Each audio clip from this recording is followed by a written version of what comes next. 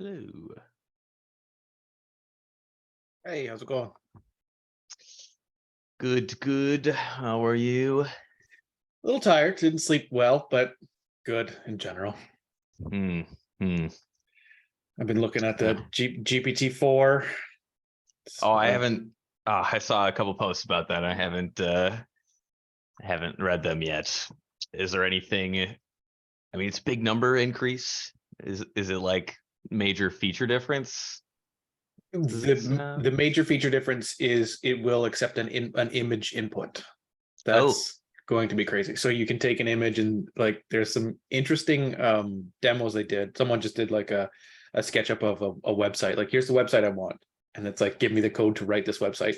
And it did, just like on a napkin sketch. So that's crazy. And it also just it knows. Like, there was one where it was a picture of a phone and a picture of an old VGA charging or VGA connection cable for a monitor. And they plugged those, the three panels, the phone, the plug-in, and then they plugged the VGA into the phone and asked GPT, like, what's funny about this picture? And it knew, well, you can't use that to charge a phone. And so it described what's going on just based on the picture. And hey, Marc Antoine. And it's apparently it's really good with graphs and stuff as well. So if you have a graph and it can read it and say, here's at the XY axis, whatever. So just talking about GPT-4. When you say graph, do you mean numerical graph or do you mean concept graph? Like a line chart bar graph. Okay.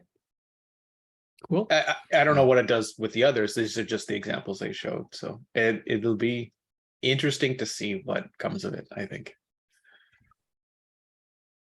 Yes. Yeah. For some definition of interesting. I'm really curious to see what the code for that, like, mock-up interface that they output looks like. Oh, it was garbage, but it looks garbage. But it was like, it was just an HTML little sketch of whatever. Okay. But the fact that it did it, I think, was kind of crazy. Yeah, if it's functional, that's definitely pretty big. I think one of the biggest things for me to see what happens is they increase the context to, I think, like 32,000 tokens. So they said, so that's like 50 pages or something like that. So you can import and say, here is what we're working with. So it's almost like giving it some extra knowledge to work with, in a sense. So I think that's going to be pretty impressive. To see what they can do with that. Like, I'm interested to know, for example, and I haven't done a lot of research into this, but what if people are training specific large language models for, like, let's say medicine or some specific domain, and how difficult that is. I imagine it's quite resource intensive and takes a lot of time.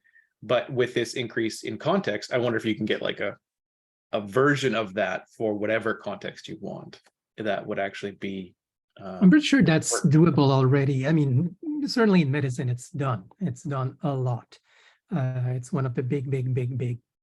I don't know if it's low or high hanging fruits, but it's a big fruit.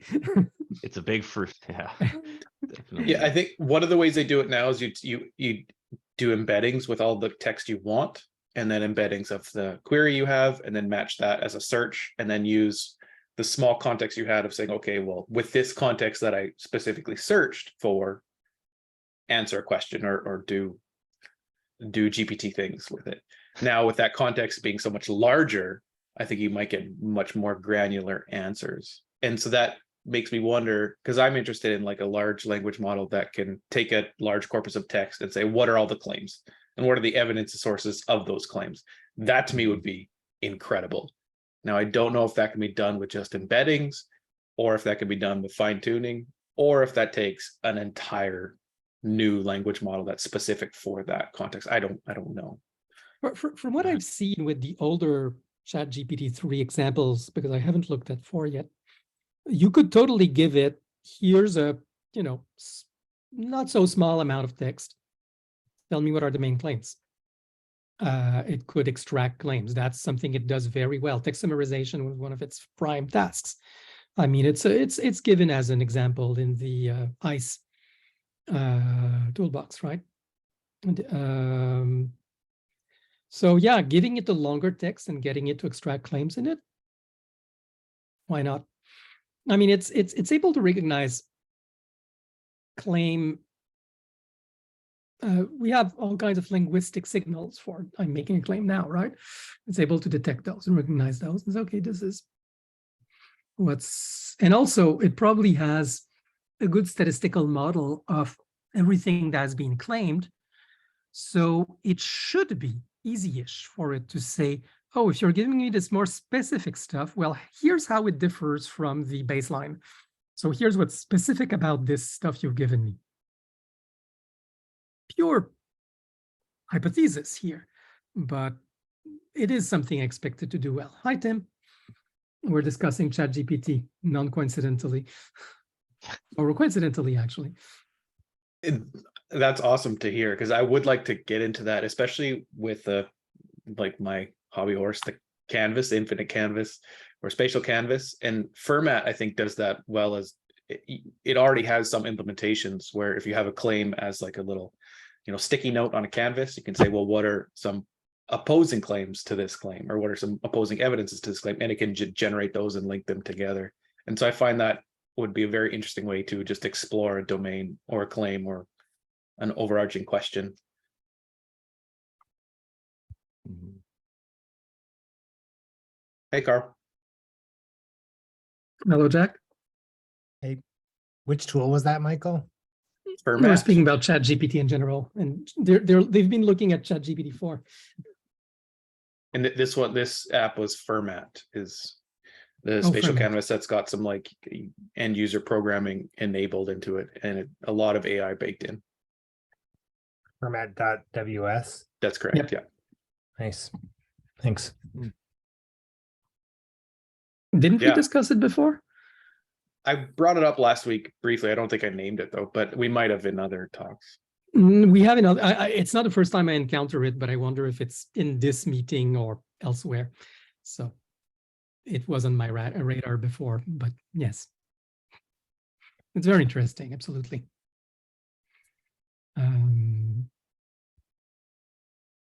No, tools for thoughts augmented by AI is a very big space right now. There's this fellow called Linus, not Torvalds, who is doing some very interesting experiments with text AI interface and how can you morph text between different things and using AI. I'm trying to find him.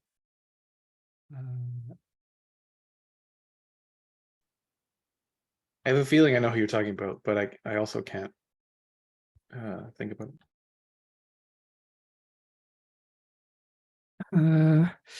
I know him from Twitter mostly. No, that's another. Okay, I'll try to find him. He's at Linus Lee. It's the sophist. He's the sophist. Yeah. Sophist. You're right.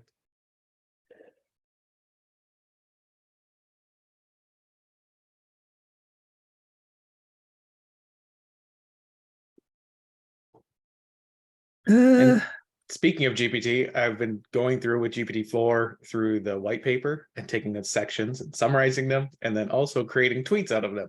Just this crazy idea of like having this giant tweet thread of here's what the canonical debate white paper is in chunked format. Click here to learn more. But anyway, we'll see how that goes. Did you go through the whole paper with it? Like how much? I just started, and then because there's a limit on GPT-4 right now, so I got cut off at the limit of like 50 messages per every 4 hours. So then I stopped. But just interesting to go through it and see, well, yeah, no, I align with this. I really resonate with this. Here's an area I want to focus on.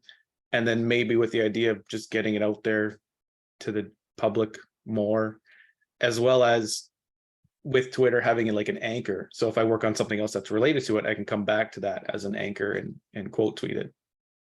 That was kind of my idea. Cool.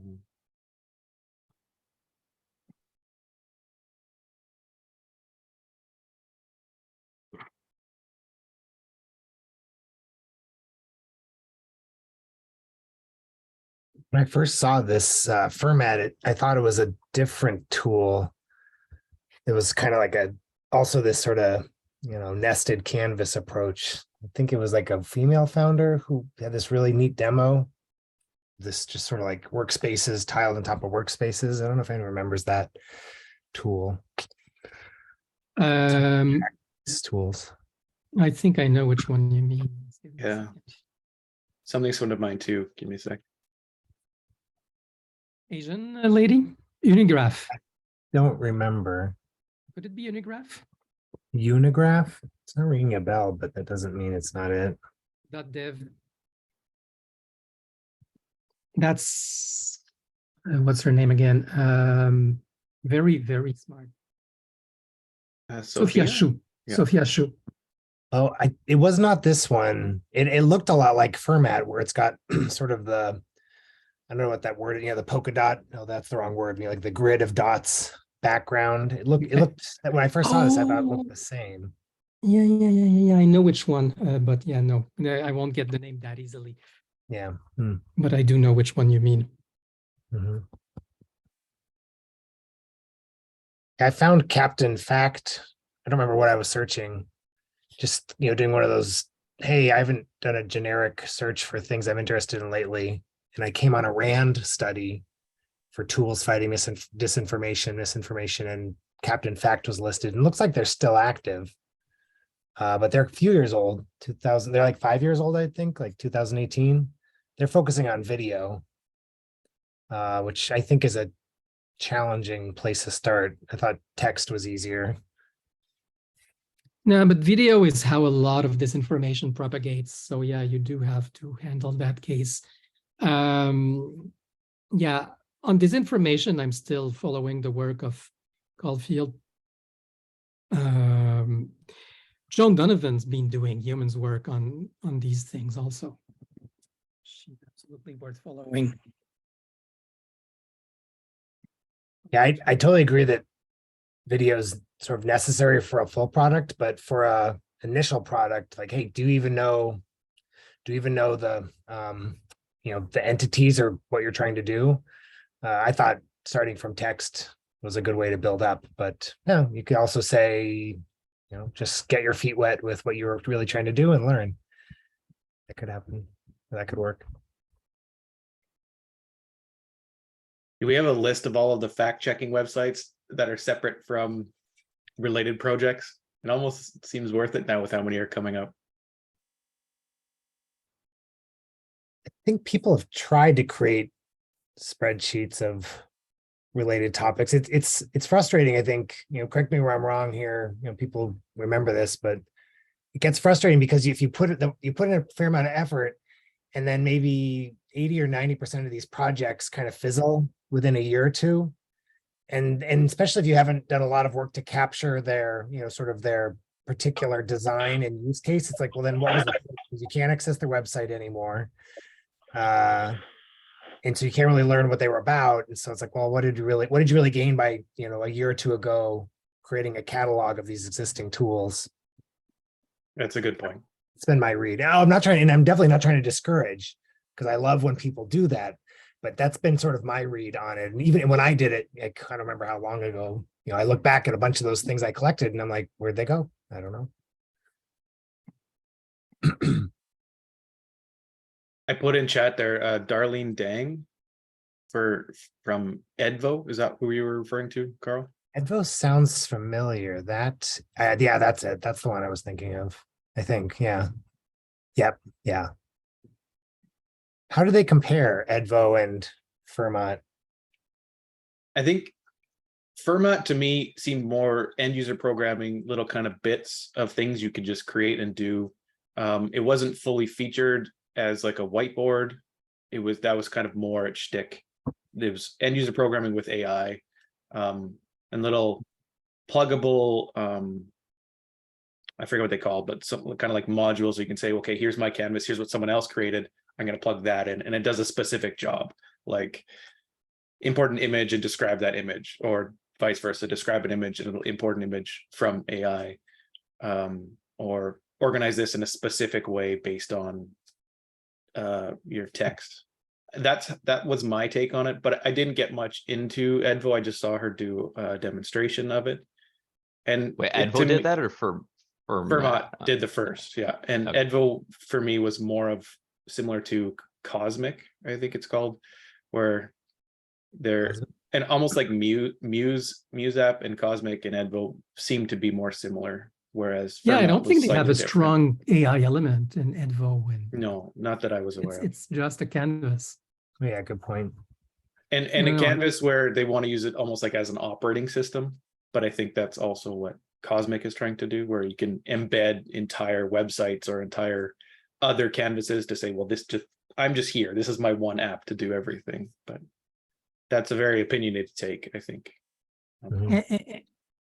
Is Edvo programmable, or how? Like putting everything there is one thing, but when you say do everything, what can we do with the Edvo canvas? Yeah, I didn't get into it too much. Let me get the Cosmic link, but I'm not that familiar with Edvo. Because make that app right with the key. This one. Yeah. Yeah, I'm familiar That's with that one. Yeah, I'm underwhelmed by a lot of this. I mean, yeah, it's cute, but they're spatial canvas and they're interesting. And I must admit, I'm not the most spatial person in the world, so I don't, these spatial canvas do nothing for me unless they have superpowers. I was a big user of Tinderbox, and even then I used it more in outline mode. Like there's a point of information density where spatiality it's good for a small number of things. And I believe totally in making a small node and arrows of a small domain. But when you're dealing with many pieces of things, well, you need to cluster, or you need to make a table, or you need something else. My most, yeah. It was just because I'm the opposite. I feel like when I need to do that, I run to the canvas to do exactly what you're describing. Interesting.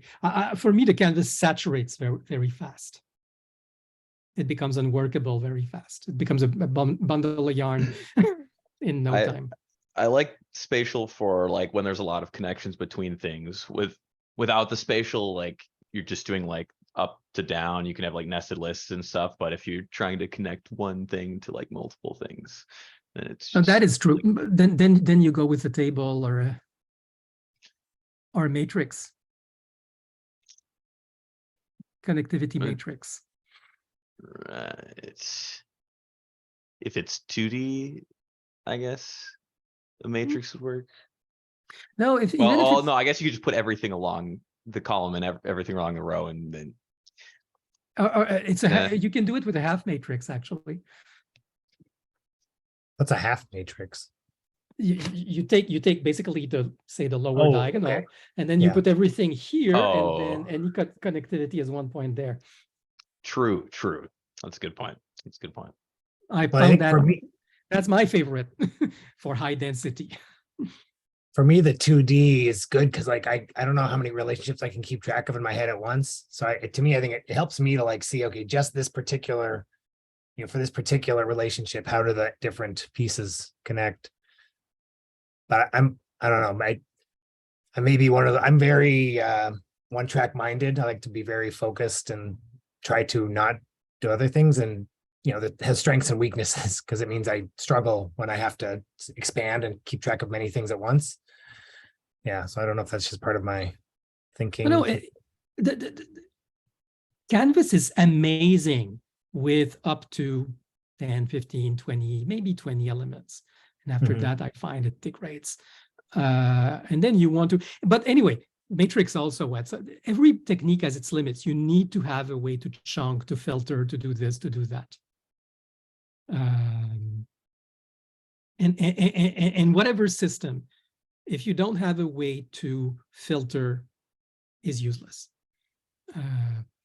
Ultimately. And that way I'm a big, I don't know if you've seen the old Ben Schneiderman demos, and he was dealing with numerical data, but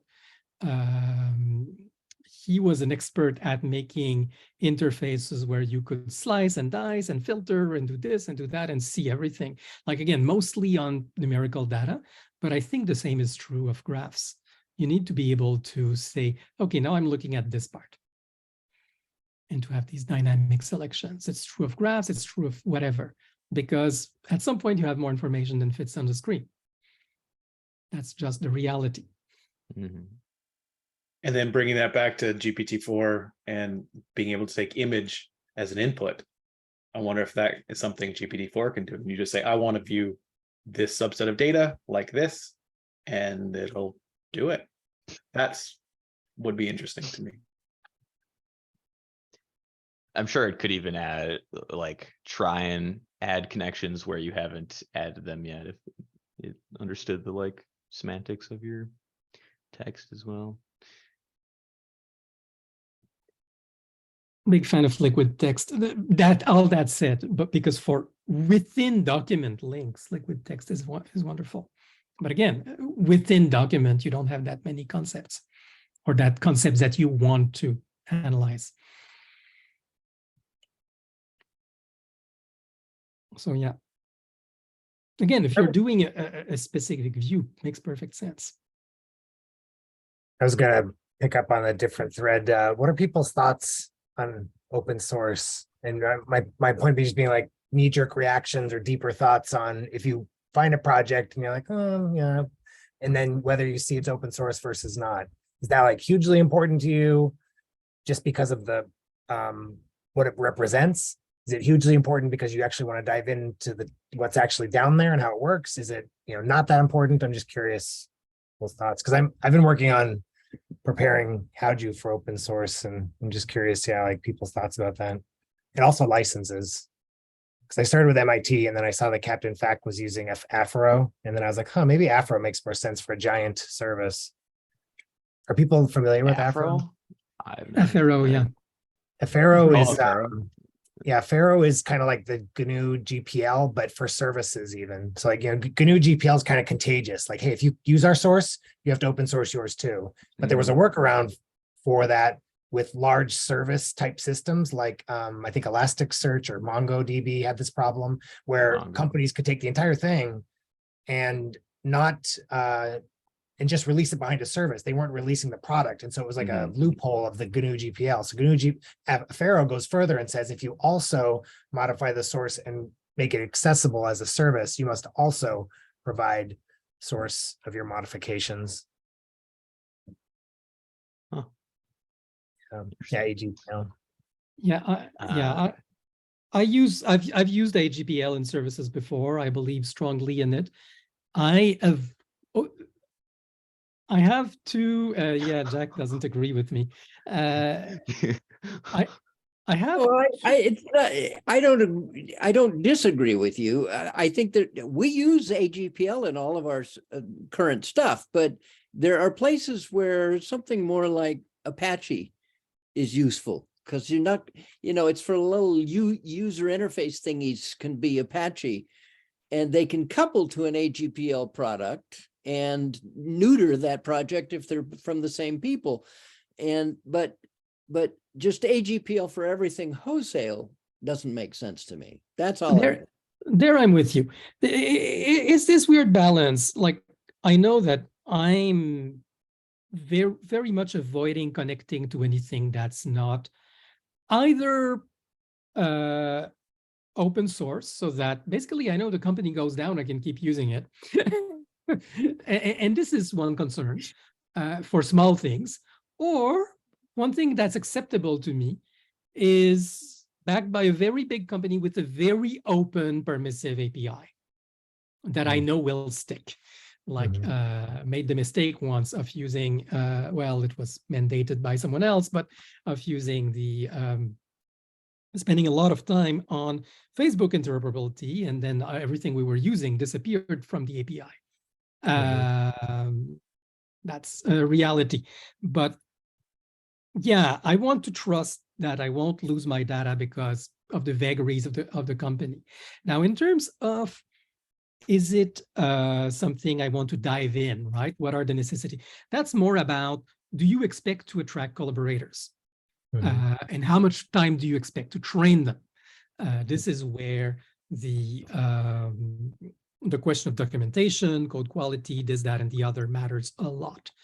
But the first fear of people is, if I put my data in that thing, what happens if a company goes under? And that is one thing that open source guarantees against. Now, of course, as a software developer, we're afraid of being stolen from, which I think is ridiculous. It doesn't happen that much. In the sense, I mean, it's easier for people to rewrite and copy the idea than steal the code up to a point. Though it has happened. I mean, there's been issues of people, for example, who put a lot of time into products and the contributions get kind of erased by the company that doesn't want to recognize them or acknowledge them. I mean, there was a recent important case I'm trying to remember. And yeah, you can go back to get history, but even then there's ways to make it, like it was a case of, there was a fork and then people took the code in the fork and put it in the mainstream as their own commits, as a way to erase the fork's contribution. But that's marginal. The main problem again is, are you trying to create a commons with your software? And for that, I think it's extremely important to have open source, and there's a level of, it's about collaboration, especially as we're building software for collaboration. Like keeping things non-transparent. And for me, since I'm also interested in transparency of argument, how do you know that the argument is transparent if there's an opaque ranking algorithm, right? If there's an opaque, I mean, I understand saying, okay, there's pluggable ranking algorithms and I can use this one that I trust, even though I don't have the source code. But certainly I would want to know that this is something I can unplug, plug my own. Given especially the nature of our field, I think transparency is paramount. Yeah. That's what we're about. Yeah. Carl, what were some of the reasons you were thinking of doing open source? Like, what would draw you to that or away from it? I think part of it, a few things that Marc Antoine mentioned, like transparency and creating a culture of the commons. And that I would like collaborators. I mean, part of what I've been spending the past 4 months over has been creating like a CI/CD pipeline, something that, does all these automated checks. And it's super beneficial for me because I, now I notice when I have, flipped a test and forgot to run it, etc. But it's, also super helpful if multiple people are going to start, adding things in different places, because now they can add tests to prevent them from breaking each other. But yeah, I guess that's more the implementation detail of how to become open source. But yeah, so I guess just the few things that Marc Antoine mentioned: the transparency, the commons. I'm personally very hesitant to use a tool that would come from some of these really large corporations, because I think that there are incentives inside of them to do things that are not always in the best interest of a product like this, like a tool. So yeah, I guess an open source one appeals to me in that sense. A while ago, Marc Antoine introduced me to Holochain, which is a kind of a different computing paradigm where everyone runs sort of the service in a distributed way on their own nodes. That I think still stands out to me as like the ultimate, or something like that, is the ultimate approach. Because really someone can drop off and you're good. The tool is distributed, not sitting in a central server. But I was nervous to try and figure out how to translate what I already knew how to do, which is sort of back-end services, into that distributed model. So I'm There's a learning curve. I'm not yet there. Yeah. But I am looking at it a lot. There's amazing good ideas in Holochain. That's just for running. It's just for running the apps, not necessarily like. Does it imply that it's open source too? Because then people are running. Holochain is a totally different take on the whole security model thing. You're running the apps. Everybody runs the apps in their own service, but there's a kind of, the holochain guarantees that your peer is running the same app as you.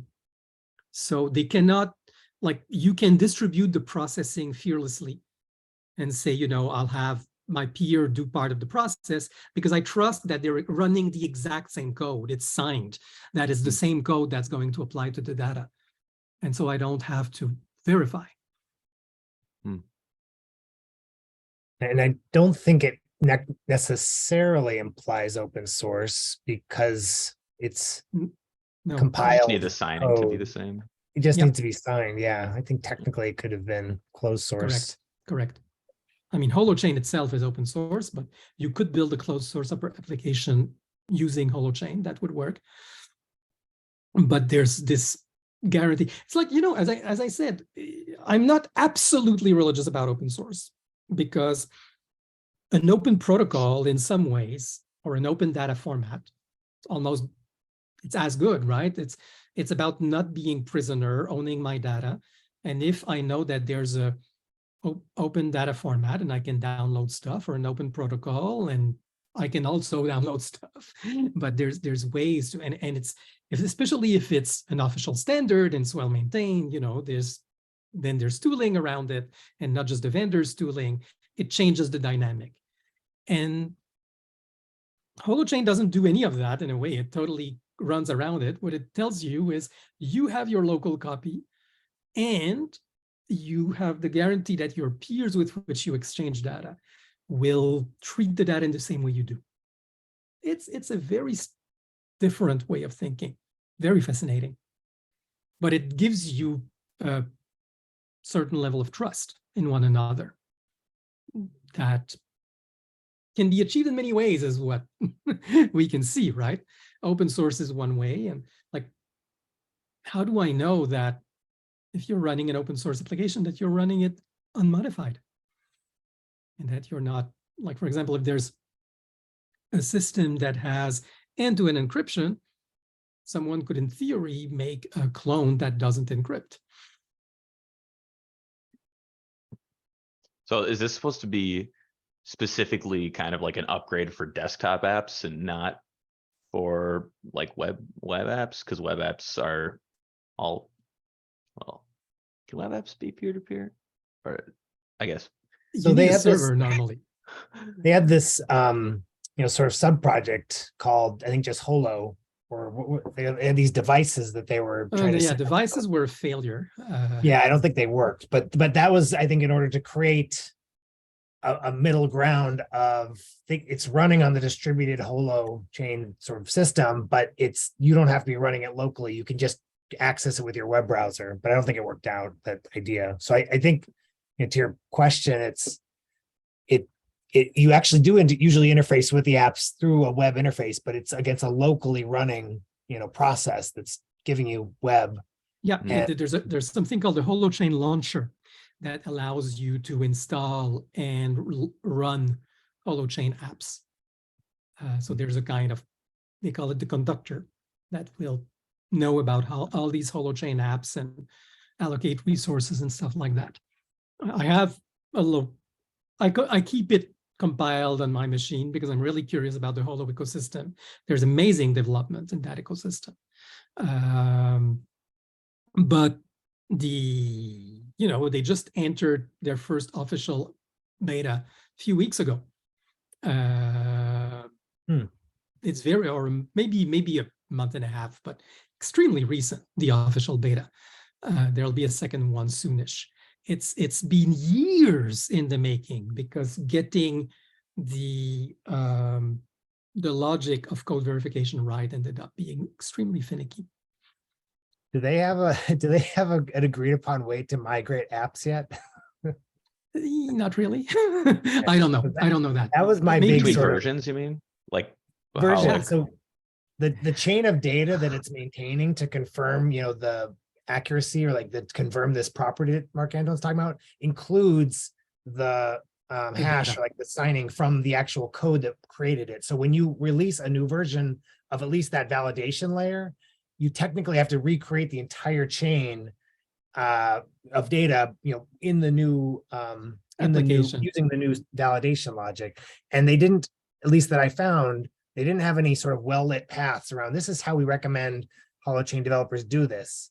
There are people who had done it in their apps, but I didn't look deeply into how they did it. And it made me nervous, that it wasn't like, hey, and when you upgrade, when you release new code to this layer, to the validation layer, this is how you should move. This is how your users, data will, I'm looking for a word that means Migrate. without an error. Yeah, migrate without an error, without any concern. So, and I tried to, I had a PR where I tried to, they have a page about migration that I found is sitting there on their website, but it's not linked to the table of contents.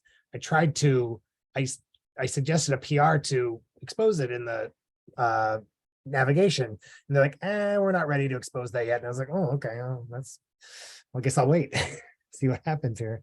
When was that? That I could find you. I think finally Daniel or David at Diagnosto, someone came in and said, in the fall, like this isn't ready. It's been 6 months, so I could double check. It might be better. I don't know about this specific question, but you're right. It's a perfectly worrisome question.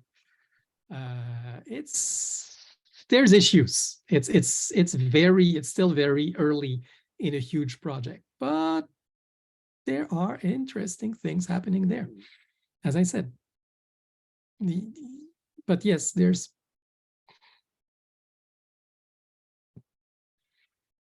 big issues. With regards to the original question about open source, I'm definitely a big fan. I usually give like a big +1 or +2 just in my head to anything that's open source, just for not only the transparency, but like even if I'm not necessarily going to look at the details, I do like the opportunity to kind of look how a project is structured and kind of learn from what other people have done and stuff like that. Mm-hmm. Migration is still unimplemented and unlinked in the table of contents. Oh, you found it? I was still trying to find my little pull request. But yeah. No, yep. There's big holes still in that ecosystem. The idea is beautiful. Some of the technology is beautiful, but it's not a home run. Meanwhile, a lot of that is happening. What is the goal of the project? It's just shared compute resources? Oh, no, it's much more than that. It's data ownership / distributed. So it's blockchain without the chain. It's fully distributed web without the blockchain, because each individual has their own partial blockchain. You don't need to have an agreement, so it's much faster that way. But you have this truly distributed data and things that happen between the nodes. And again, with this guarantee that everything that was done distributedly is conform to the specifications that you're running yourself. So it's distributed web, like it's not just sharing resource, it's sharing ownership of data.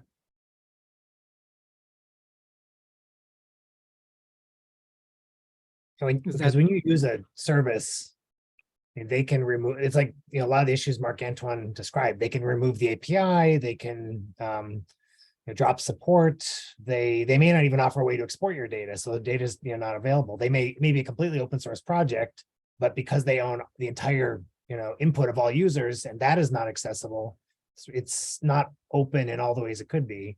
And Holochain is turning the whole paradigm upside down and saying there are no centralized servers owned by a centralized organization. Instead, the code is distributed across the entire network of anyone who wants to run that application, or that, I forget the specific name, that cell, that enzyme. They try to use a biological naming, and it sometimes confused me. Zome. It's a Zome. Who wants to write that Zome or run that Zome?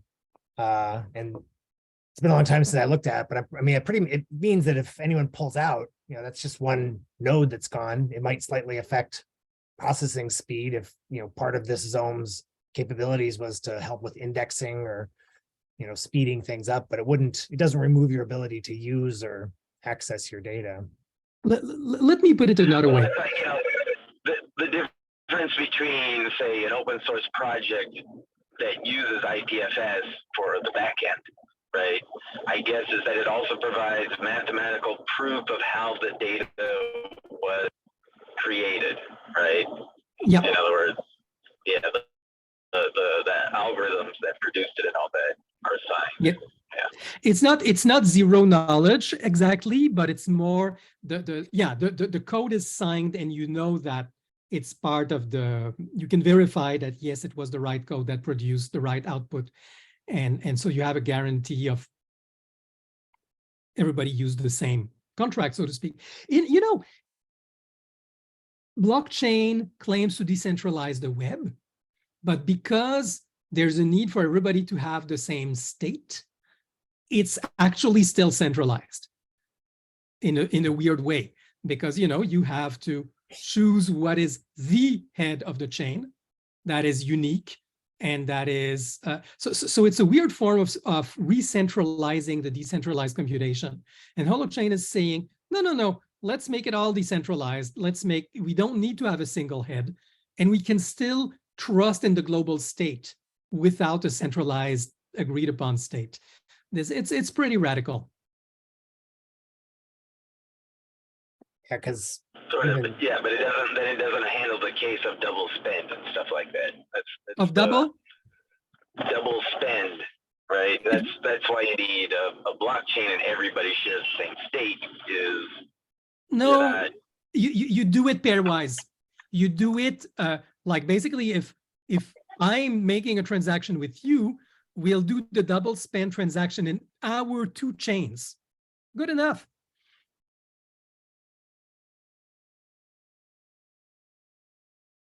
yeah, What I if want to it's find something?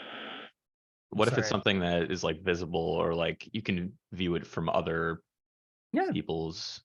it would be visible probably, but what I'm saying is you don't have to make it part of everybody's chain except on demand. Yeah, So if if do you made something that visible, transaction, you might and there have was to like confirm it. Oh, sorry. well, just like if there's like a list of all the transaction that Mark Antoine has made, and I wanted to look at that list, would then I have to connect to your instance that's running to get it? And what if you were offline? It's a bit more complicated than that. There's private nodes in my chain and public nodes. So like I have all my private nodes plus all the public nodes I've published, and some public nodes other have published because DHT, and you'd have all your private, and so that transaction may be fully private between us two, or we can make part of it public. Like what we'll probably do is say, okay, the content of transaction is private, but the fact that there was this change in our balances could be public, for example, or whatever we want could be made public. So you can choose what's the chain level and what's the private information. And even then, yes, it's visible, that the public part is visible by all, but it doesn't have to be stored by all, as long as it's stored by enough. Gotcha. So it's a kind of mix. And yes, IPFS is the other way to do it, right? Or Ceramic. Ceramic is the other interesting headless distributed computing system. And they have Ethereum roots, but they're moving away from them.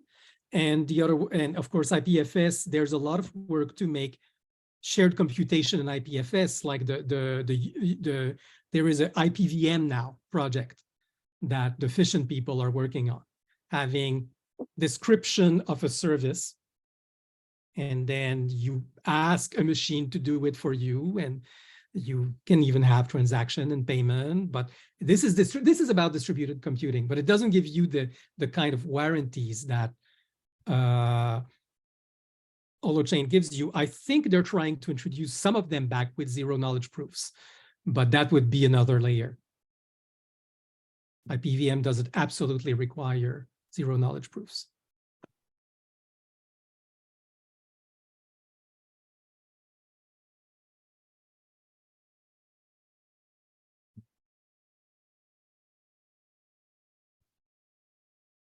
Okay. We just started in this. I'll give a little personal update. I don't have that much more to report, but I think I did say last time I'm working on this model of fluid concepts. The key idea that I'm more and more convinced of as I dig deeper into this is each, and in a way that's very holochain related, every symbol we use to refer to concepts, whenever I'm using a symbol, it's kind of two-faced. It's got my private idea, which has its evolutionary path. The concept may adjust in a certain way. And there's the public idea that is being negotiated. And what I'm saying, in a way, they have to have, the private and public have to have different identifiers.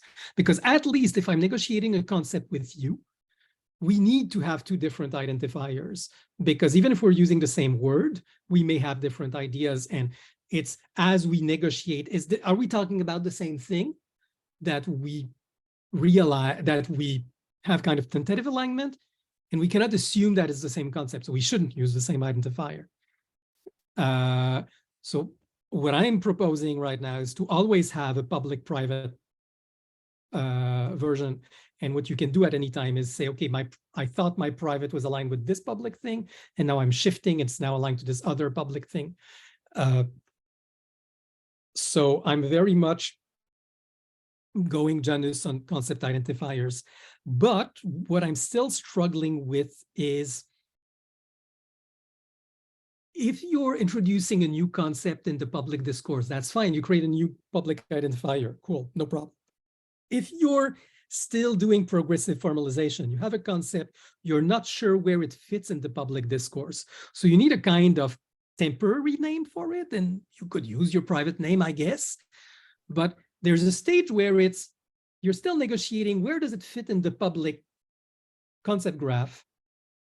So you don't give it a public identifier yet because it's not stable. But on the other hand, you want to discuss it with others to see where does it fit. So you want that to be, you want your private identifier to be public that way. It's still subject to discussion.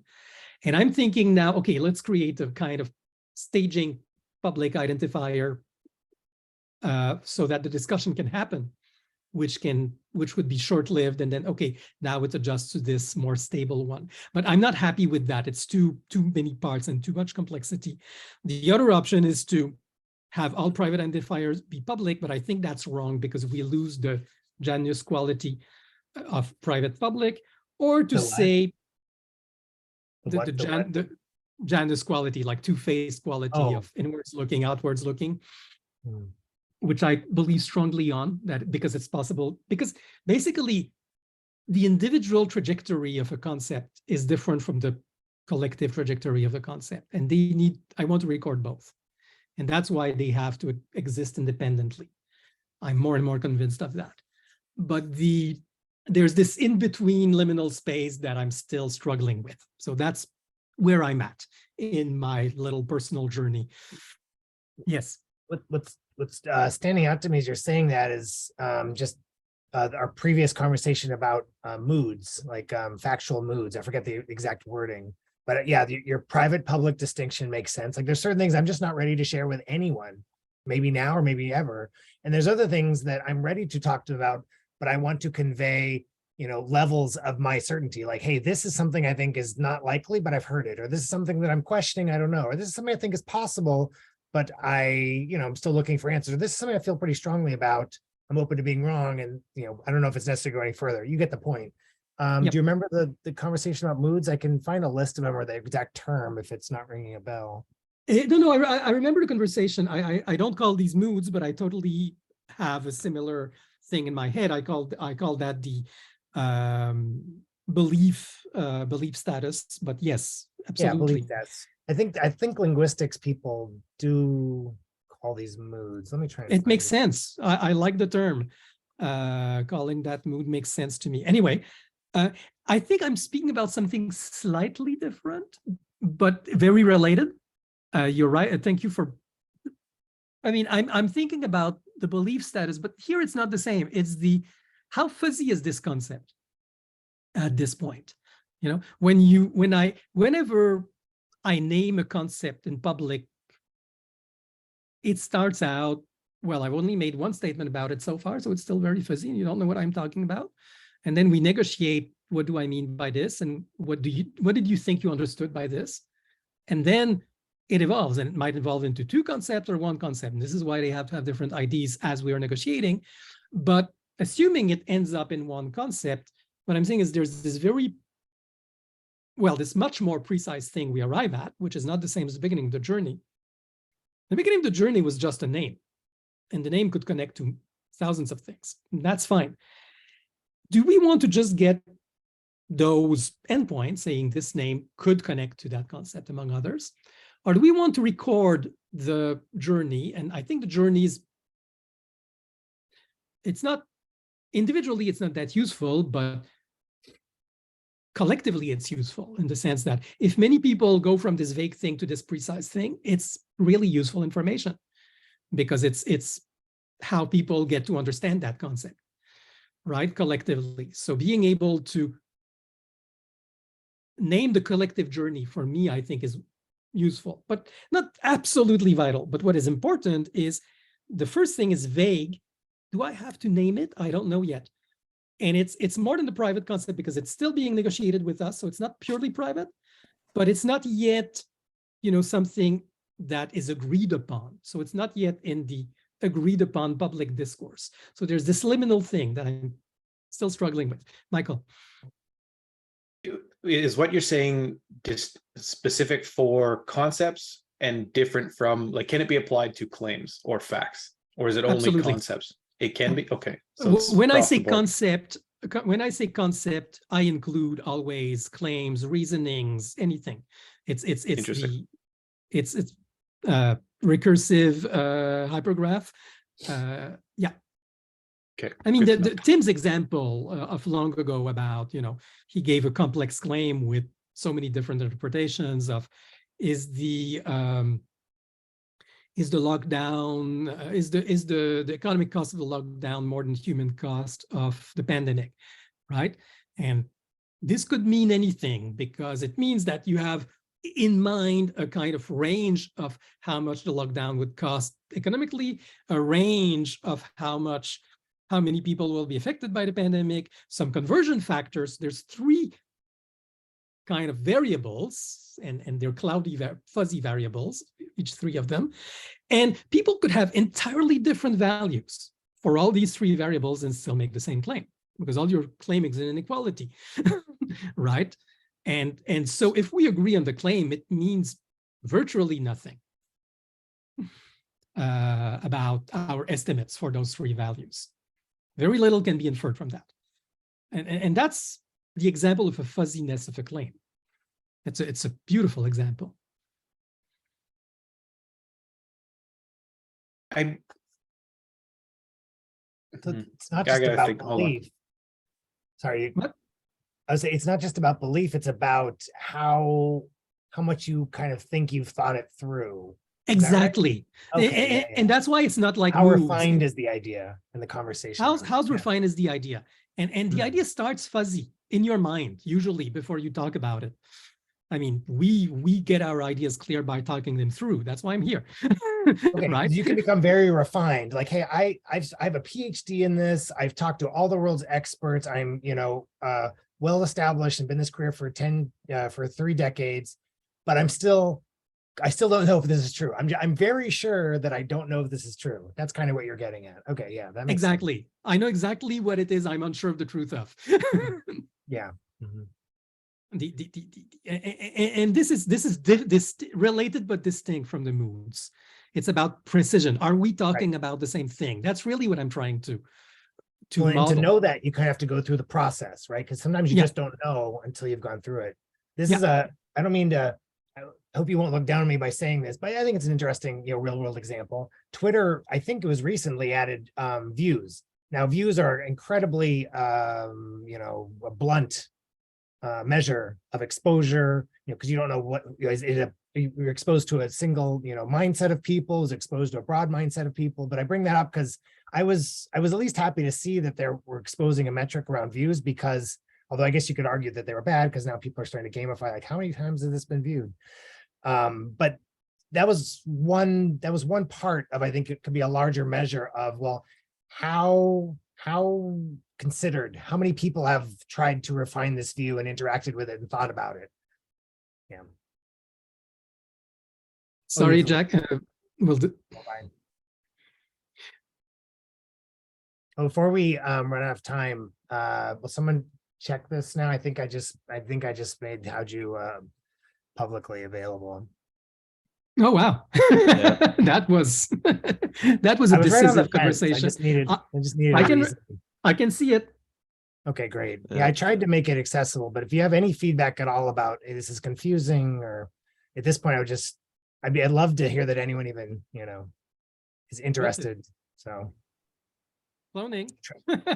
it's an older project. I started in like 2017. So I've tried to document, where some of the things are, unexpectedly different than you might expect from a fresh, everything's perfect sort of project. I understand. Nice. That's awesome. Oh, Well done. Just want to say yeah. that's cool. So have you have a project as well with a bunch of issues there that you've been doing Yeah, I've privately? what's that? That you've been doing privately to this point. Yeah, but I was putting just out. using it myself, creating issues so I didn't lose track of bugs or ideas. So yeah. Mm-hmm. And I've been using pull requests for myself to add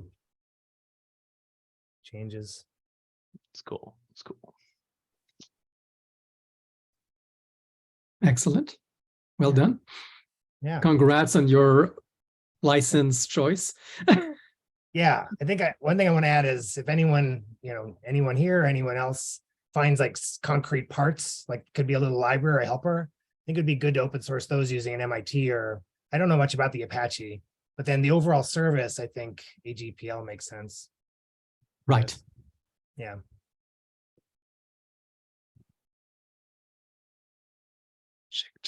Check. Is there a build step? What? I'm looking for the build step. I'm doing the yarn install, and after that, shouldn't there be a yarn run build or something? Oh, okay. Yeah, you actually already have it downloaded. Yeah. I should have thought through what is the initial developer experience like installing it. There is a page if you go to docs and then development. Okay. And it talks about getting started. That's good. That's good enough. You've done your job. You can probably skip the AWS vault stuff, because that's more like if you're interacting with AWS. Sorry, that's the front. And I don't have a good solution around the database server, because currently I just create a dump from the pre-prod. Oh, it's Node-env.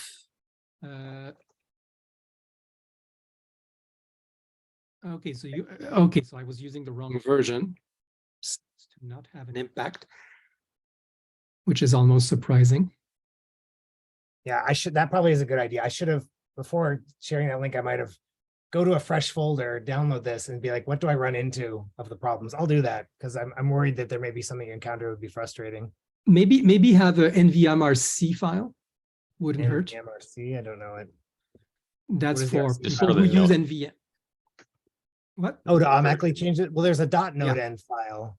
Yeah, which Aren't those two mutually exclusive? Or not, mutually exclusive. Aren't those different tools, node end versus NVM? yeah, exactly. I use both, and I like NVMRC, having an NVMRC personally. And then I'd say LTS. I wouldn't say a precise version, but like 14 is Fermium, right? So LTS Fermium as the version, which is now 14.21.3. Okay. Oh, right. Because I've just put in 14.20.1. I should be able to support any that LTS. Yeah, that makes sense. That's details, but yeah. Well, anyway, we're diving in the. We said we'd make this short. Sorry. I don't know. I don't. New user experience or new dev. Anybody else has a check in? I've been working on my project still. I don't know. I hope to announce it to friends and family in like 2 weeks or four weeks. But I'm just Sounds trying to great. get it to like a minimally usable thing, and there's a bunch of issues I'm cleaning up, but I'll share it in the Slack when I actually do that. Excellent. Looking forward. It's probably too late in the call to bring this up, but I'm curious of what, if you guys have talked about or what your thoughts are on Golden. And so maybe for next time or in Slack, we can talk about it. Haven't looked at it much. I think it's very interesting. The idea of having a kind of ground truth makes a lot of sense in the technical domain.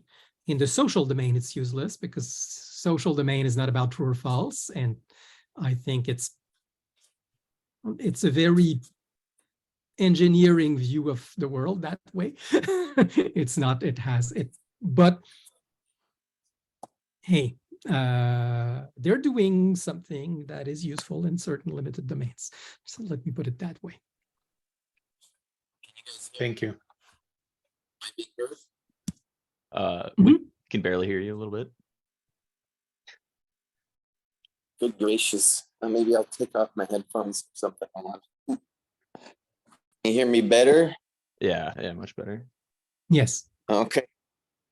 Yeah, we've talked about this before. Golden, I mean, it's partly very on purpose why they did that, because they're looking for a business model, right? They want to sell access to these data sets. The goal being for AI, right? Which requires this kind of the kind of AI they're trying to support requires this kind of structured data, right? They're building data sets for AI, right? Which translates into what Marc-Antoine said, which is it doesn't really help real people doing real conversations. The other thing is they don't have any model, as far as I've seen, for kind of challenging these nodes, like the validity of them and ambiguity, dealing with ambiguity. They don't have any sort of model for, resolving if your version of climate change is the same thing as my version of climate change. It seems like a really simplistic way to model this data. I'd have to look into it more, but it seems very far off from what we're trying to do. Agree on everything. Cool. Yeah, no, thank you.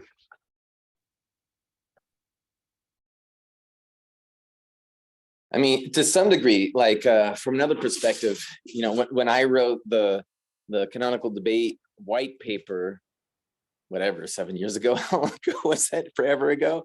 My idea was the same kind of thing where, oh yeah, we could solve all these problems of ambiguity and definitions and everything by just hooking up, the words in our claims to a knowledge graph, right? And since then, we've been on this journey where Marc-Antoine and others have been showing me just how inadequate that is, right? And any sort of thing where you're talking about these data triplets, it's essentially a knowledge graph. They're trying to crowdsource a knowledge graph, and it's insufficient, basically.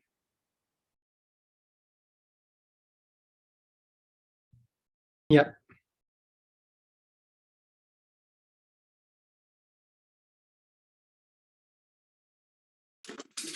All right, are we done? I'm gonna head off to St. Patrick's Day, I think is what I'm gonna do. Enjoy. Yeah, I should go skiing with my daughter soon. Playing hooky. Yeah. Mental health day. I think we can all agree that we have other. I'll keep banging my head on this liminal concept identity thing because that's what I'm doing today. That's fun too. Oh yeah. I'm curious what is it going to be subjective or objective, your measurement of the scale of refinement? And then if it comes up with, or a mixture, and like for the objective ones, I'm curious what, measurements might go into that or calculations.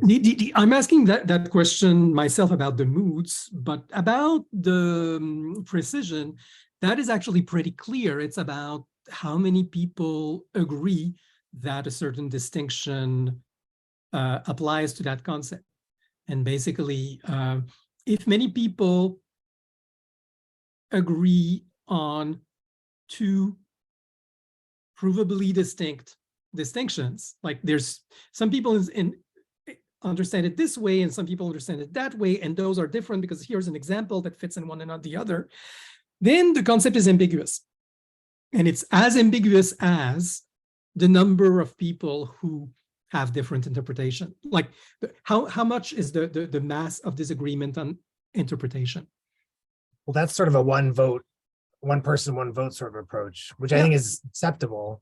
But it's also maybe worth considering if everyone who's not the expert on the issue is weighed in, and the one person who is an expert on the issue has not weighed in, is that, and there's 100 people, is that a 99% agreement, or does that mean that one last person, somehow should carry more weight, or at least create additional uncertainty in the measurement until they have, weighed in? Yeah, see, okay, the point is, it's not. Okay, suppose the expert comes in and says, you all have misunderstood this concept, and this is how I understand it, okay? Mm-hmm. And objectively, the expert has a better understanding. That said, that means there's two distinct concepts. One that is the expert's concept, that is, that is presumably, if the expert says you misunderstood, it means that the expert has in mind a case that would fit one definition and not the other. Otherwise, there's no misunderstanding. And that means there's a clearly distinct definition, which the expert believes is the correct definition, and nobody else has an opinion about because they haven't thought about it this far. And there's the popular understanding, which is a distinct concept, which in that case, the popular understanding would have agreed to that other thing, which is measurably not what the experts think about, how the experts think about it. And you can say, here's two concepts, which are both consensual in the sense that whoever has thought about it thinks of it more or less the same way, but they're two distinct concepts. And this label has this fork into those two very distinct concepts. And this is what it turns out is the agreement of the experts. And this is what it turns out is the agreement of the general public. and oh, yeah. So yeah, the really not this, well, I don't know if it's more difficult or more interesting, but the case I'm really struggling with is the case where we don't know yet which one you mean. That's interesting. But the case that I really want to capture is, well, we find that this group of people hears this word in this way, and this group hears it in that way. And somebody naive comes with the word and says, oh, look, there's this. And here it would be large scale people understanding, like, again, it's two concepts ultimately, but there's also a lot of people think of it fuzzily, and then they encounter, well, whenever people think about it, here are the two distinct clusters that develop. And so you'll want to know what can lead you to one cluster or the other. Mm-hmm. Okay, I should stop asking questions if I need to go, but great chatting with everyone. It was good. good. Have a good ski. Thank you. Enjoy. Ciao.